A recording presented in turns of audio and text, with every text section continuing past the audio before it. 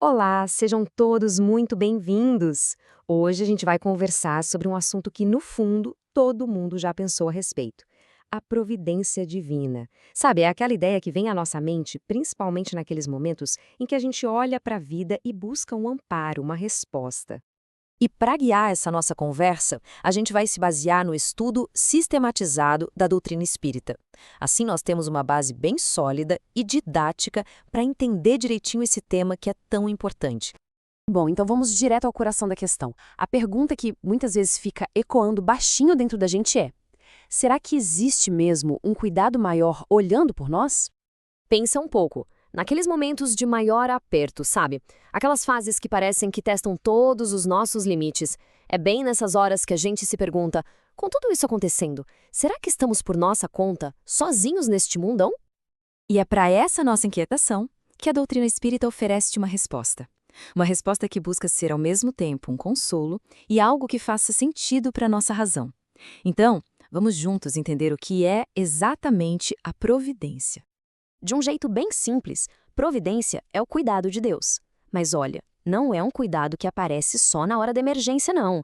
É uma ação constante, uma atenção que envolve absolutamente toda a criação, desde o menor dos seres até cada um de nós. E essa passagem de Mateus, nossa, ela é perfeita para ilustrar isso, né? É como se Jesus estivesse dizendo: ei, para um pouquinho e olha em volta. Vê a natureza. Os pássaros não se preocupam com o estoque de comida, mas, ainda assim, nada lhes falta. É um exemplo vivo, ali na nossa frente, da providência em ação. Certo? Mas como é que essa ação acontece na prática?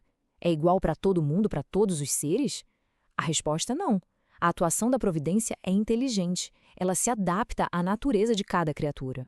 E aqui tem um ponto fundamental para a gente entender.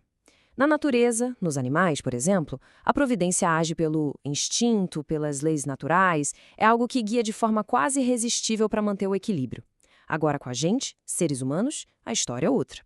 Ela age nos inspirando, dando aquela intuição, abrindo portas, mas sempre, sempre respeitando a nossa liberdade de escolha, o nosso livre-arbítrio. Então, a grande sacada é essa. Nós não somos marionetes, não tem ninguém puxando nossas cordinhas. A ajuda divina é um convite, uma sugestão cheia de amor para a gente seguir um caminho melhor.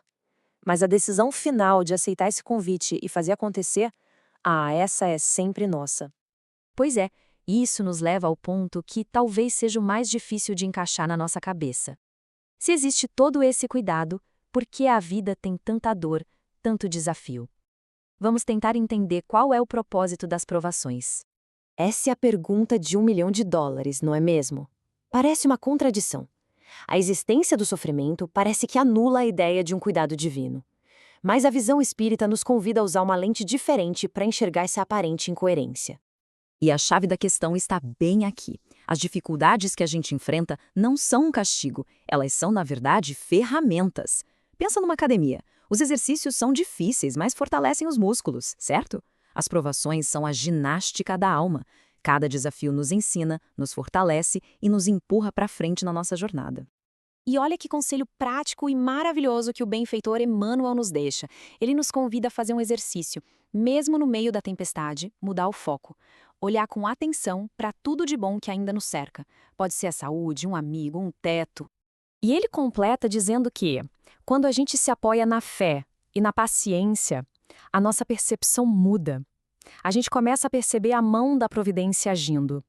Não necessariamente para tirar a dificuldade do caminho, mas para nos dar a força e as ferramentas para a gente conseguir superá-la. Ok, entendemos a teoria, mas e na prática? No dia a dia, como a gente pode se sintonizar com essa ação divina? Qual é o nosso papel nesse grande plano?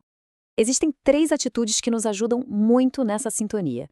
A primeira é cultivar a fé e a paciência, ou seja, confiar que existe um porquê maior, mesmo que a gente não entenda na hora. A segunda é praticar a gratidão, focar no que a gente tem e não no que falta. E por último, confiar que a ajuda sempre vem, talvez não do jeito que a gente quer, mas exatamente do jeito que a gente precisa para o nosso progresso. E para a gente fechar, fica essa reflexão para a gente levar para casa e para o coração. Se a gente parar para pensar, com calma, onde é que dá para ver os sinais da providência agindo no nosso dia de hoje? Talvez naquela ideia que surgiu do nada, numa ajuda que apareceu sem a gente esperar, ou numa força que nem sabíamos que tínhamos. A providência está aí, o tempo todo, nos convidando, sutilmente, a enxergá-la.